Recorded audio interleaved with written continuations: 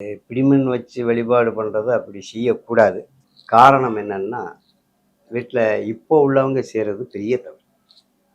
அந்த காலத்தில் வீட்டுக்கு விளக்கமானால் வீட்டுக்கு பின்வாசலில் வச்சு ஒரு கருங்காலி உலைக்க போட்டுருவாங்க. ஆமாம். இப்போ அதெல்லாம் கிடையாது. இப்போ அது வீட்டுக்குள்ளே பழக்கங்கள் இருக்கு. அப்படி வச்சு வழிபாடும் போது பாதிப்புகள். ஒரு மேலை நாட்டு விஞ்ஞானி, ஒரு பெண் ருதுவானால் 35 அடி தூரத்திற்கு அந்த கிருமிகளின் வேகம் தாக்கம் இருக்கும் அப்படின்னு ஒரு சயின்டிஸ்ட் சொல்லியிருக்கிறார்.